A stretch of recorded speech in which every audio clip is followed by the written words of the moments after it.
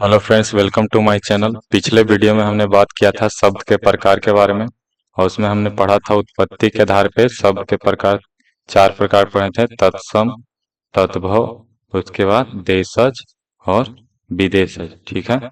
उसके बाद हम लोग रचना के आधार पे शब्द के प्रकार पढ़े थे, तीन प्रकार: एक रूढ़ शब्द, यौगिक शब्द और योग रूढ़ शब्द। ठीक ना। आज हम लोग पढ़ेंगे रूपांतरण के आधार पे शब्द के प्रकार।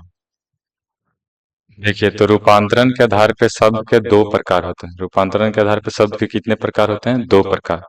एक को बोलते हैं विकारी शब्द और एक को बोलते हैं अविकारी शब्द। ठीक ना। तो रूपांतरण के आधार पे शब्द के दो प्रकार होते हैं: विकारी शब्द और अविकारी शब्द। विकारी शब्द किसे कहते हैं? तो वैसा शब्द जिसका रूप लिंग, वचन, कारक, काल एवं पुरुष के अनुसार बदलता हो, उसे विकारी शब्द कहते हैं। जैसे ये सब चैप्टर आगे पढ़ना आपको। लिंग मतलब जो स्त्रीलिंग, पुल्लिंग, उभयलिंग होता है वो। वचन मतलब एक को एक वचन, एक से अधिक के लिए बहुवचन आता है ये।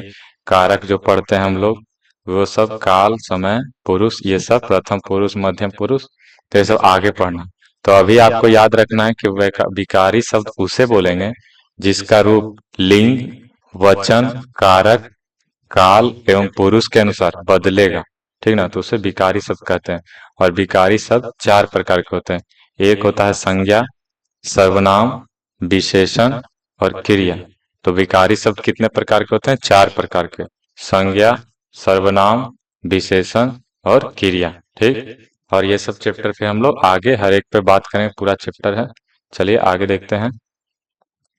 देखिए, दूसरा है आपका अविकारी शब्द। दूसरा क्या है? अविकारी शब्द।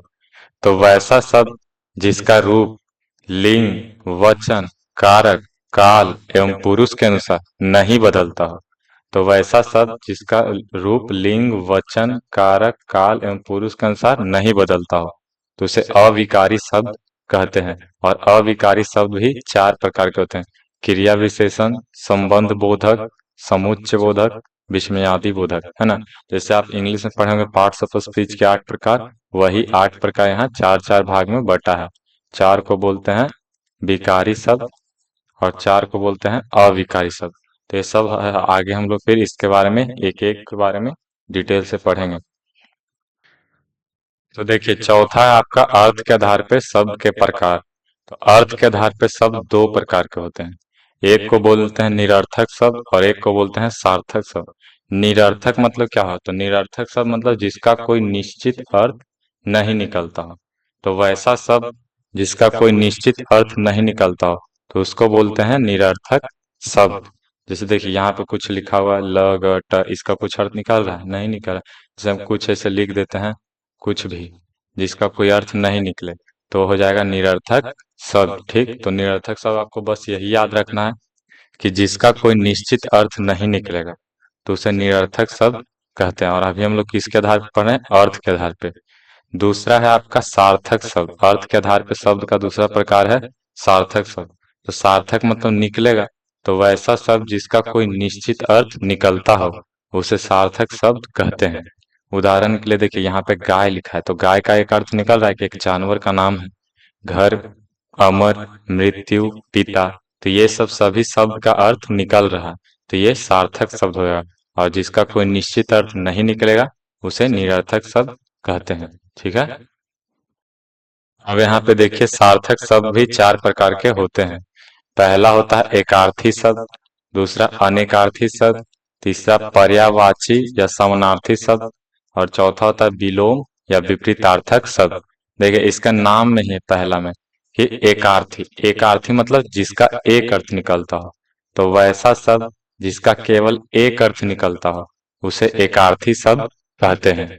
जैसे राजा, राजा मतलब एक राजा अर्थ निकल रहा है। रानी, नौकर, पाप, धर्म, तो ये सब सिर्फ एक अर्थ निकलने वाले शब्द हैं, तो इन्हें एकार्थी शब्द कहें।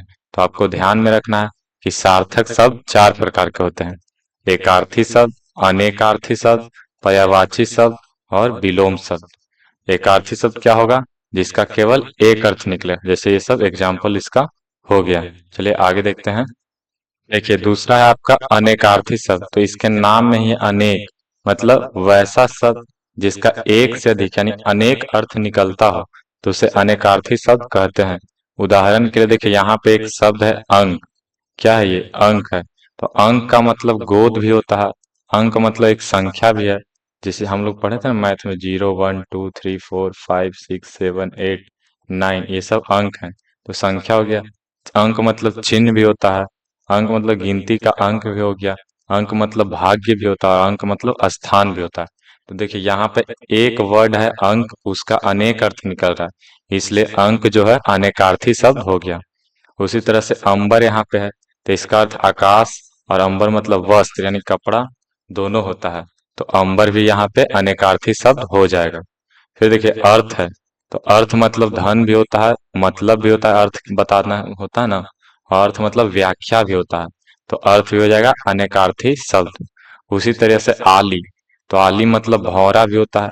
आली मतलब सखी होता है। आली मतलब कोयल, पंक्ति, रेखा, ये सब होता है। तो आली भी जो हो जाएगा अनेकार्थी शब्द। देखिए आदि मतलब एक अलावा जो कहते हैं, डॉट डॉट डॉट आदि, और एक आदि मतलब अदरक।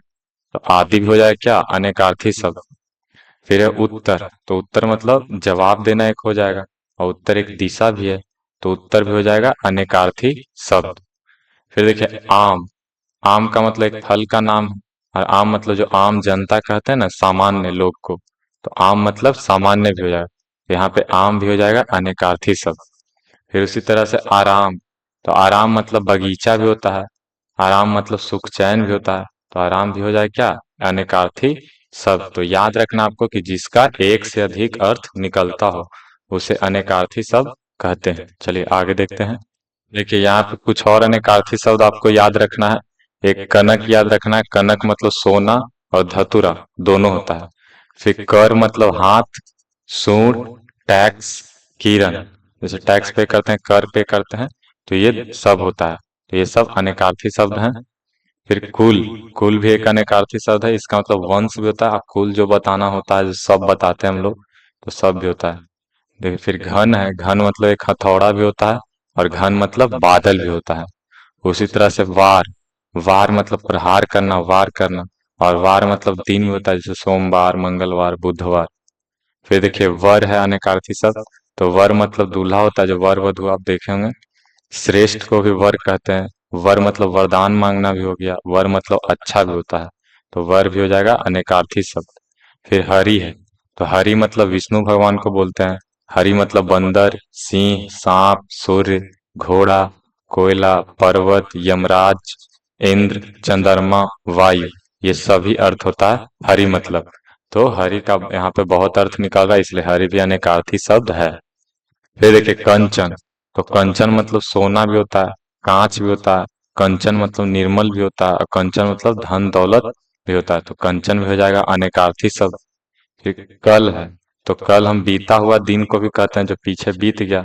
एक आने वाला दिन को भी कल कहते हैं। और कल मतलब सुंदर और आराम भी होता है। तो कल भी हो जाएगा अनेकार्थी शब्द। चलिए आगे देखते हैं। देखिए यहाँ पे जड़ है, तो जड़ मतलब एक पेड़ का जड़, और एक जड़ मैंने जड़ बुद्धि कहते हैं ना हम लोग, तो जड़ मतलब एक मूर्ख भी हो गया। और जड़ मतलब अचेत भी होता है। फिर जड़ मतलब निर्जीव, और जड़ मतलब कारण भी होता है। तो जड़ भी हो गया अनेकार्थी शब्द। फिर पद, तो पद मतलब पांव, चिन्ह, उपाधि सब होता है। तो ये भी है अनेकार्थी शब्द। और फल, तो फल एक पेड़ वाला फल हो गया। एक फल मतलब परिणाम, फल मतलब लाभ, संतान, मेवा, तो ये सब होता है फल मतलब। तो ये सभी अनेकार्थी शब्द थे। तो अभी दो आप पढ़ लिए। एक एकार्थी मतलब जिसका एक अर्थ निकलेगा, और एक अनेकार्थी मतलब जिसका एक से अधिक अर्थ निकलेगा। चलिए आगे देखते हैं। आगे आपको याद रखना है कि आगे हम लोग पर्यायवाची शब्द और एक विलोम शब्द, तो इसका अलग से चैप्टर हम लोग पढ़ेंगे। तो अभी आपको एकार्थी और एकार्थी ध्यान में रखना है। पर्यायवाची शब्द और विलोम शब्द इसके बाद वाले चैप्टर में हम लोग पढ़ेंगे, तो उसको ध्यान में अगले चैप्टर में हम लोग पढ़ेंगे। ठीक है, चलिए आगे देखते हैं। देखिए यहाँ पे शब्द विचार का डायग्राम है। अभी तक हम लोग क्या क्या पढ़ लिए, तो ये डायग्राम आपको जरूर बना लेना है और इसको ध्यान में रखना है। सबसे पहले हम लोग शब्द विचार में पढ़े थे कि शब्द किसे कहते हैं, तो दो या दो से अधिक वर्णों के समूह को शब्द कहते हैं। ठीक है, फिर हम लोग चार आधार पे पढ़े थे, एक उत्पत्ति के आधार पे, रचना के आधार पे, रूपांतरण के आधार पे, और अर्थ के आधार पे। उत्पत्ति मतलब उसके जन्म के आधार पर पढ़े थे कि जो संस्कृत से आया हुआ शब्द होता है उसको तत्सम शब्द कहते थे, और तत्सम के ही बिगड़े रूप को तद्भव कहते थे। ठीक है, तत्सम जैसे चंद्रमा, और इससे बिगड़ गया तो चांद बन गया। देशज मतलब अपना देश या क्षेत्र के जो शब्द होते हैं उसको देशज शब्द कहते हैं, जैसे लोटा, डिबिया, ये सब। और विदेशज मतलब जो दूसरे भाषा से या दूसरे देश से जो आया शब्द है उसे विदेशज शब्द कहते हैं, जैसे हॉस्पिटल, स्कूल, ये सब। ठीक है। फिर हम लोग रचना यानी उनके निर्माण या इसको बोल सकते हैं व्युत्पत्ति के आधार पे शब्द का प्रकार पढ़े। इसमें हम लोग पहले पढ़े थे रूढ़ शब्द, जिसका खंड या टुकड़ा करने पर अर्थ नहीं निकलता हो, खंड या टुकड़ा का, तो उसे रूढ़ शब्द कहते थे। फिर पढ़े यौगिक शब्द, कि जिसके खंड या टुकड़ा करने पर प्रत्येक खंड का अर्थ निकलता हो तो उसे यौगिक शब्द कहते थे। और लास्ट में हम लोग पढ़े थे योग रूढ़ शब्द, कि जिसके खंड या टुकड़ा का भी अर्थ निकले और उसके साथ साथ उस शब्द का एक विशेष अर्थ निकले, तो ये योग रूढ़ शब्द होता था। ठीक है, जैसे नीलकंठ है सब। और इसमें बताए थे कि बहुव्रीहि समास जब आपको पढ़ाएंगे तो उसका सभी एग्जाम्पल इसका एग्जाम्पल हो जाएगा। फिर हम लोग आज पढ़े रूपांतरण के आधार पे शब्द का प्रकार। इसमें दो आधार देखे हम लोग, विकारी शब्द और अविकारी शब्द। विकारी जिसका लिंग, वचन, कारक, काल और पुरुष के आधार पे उसका रूप बदलेगा तो उसको बोलते हैं विकारी। इसमें संज्ञा, सर्वनाम, क्रिया, विशेषण, ये सभी आगे पढ़ेंगे हम लोग डिटेल से। और अविकारी शब्द जिसका नहीं बदलेगा तो इसमें आता है क्रिया विशेषण, संबंध बोधक, समुच्चय बोधक, विस्मयादि बोधक, ये भी आगे पढ़ेंगे। फिर हम लोग लास्ट में पढ़े अर्थ के आधार पे शब्द का प्रकार। एक को पहले पढ़े सार्थक शब्द और निरर्थक शब्द। सार्थक शब्द जिसका अर्थ निकलता हो, निश्चित अर्थ, और निरर्थक शब्द जिसका कोई निश्चित अर्थ नहीं निकलता हो। फिर सार्थक शब्द में पहले हम लोग पढ़े एकार्थी शब्द, कि वैसा शब्द जिसका एक अर्थ निकलेगा तो उसे एकार्थी शब्द कहते हैं। और फिर पढ़े हम लोग अनेकार्थी शब्द, कि वैसा शब्द जिसका एक से अधिक अर्थ निकलेगा तो अनेकार्थी शब्द कहते हैं। और तीसरा है पर्यायवाची शब्द या समानार्थी, है ना, जो एक एक ही, जैसे अनेक शब्द यहाँ पे रहेगा और सबका एक ही अर्थ निकलेगा तो उसे पर्यायवाची शब्द कहते हैं। ये आगे वाले चैप्टर में हम लोग पढ़ेंगे। फिर चौथा था विलोम या विपरीतार्थक शब्द, जो उल्टा अर्थ बताएगा। विलोम मतलब होता है उल्टा, विपरीत, तो ये भी आगे हम लोग पढ़ेंगे। ठीक है, तो आज ये वीडियो यहीं तक हम समाप्त करते हैं। अगर आपको वीडियो अच्छा लगा हो तो इसको लाइक करें, शेयर करें और कमेंट करें एक अच्छा सा। ठीक है, और अपने दोस्तों तक भी जरूर शेयर करें। ठीक है, तो धन्यवाद, जय हिंद।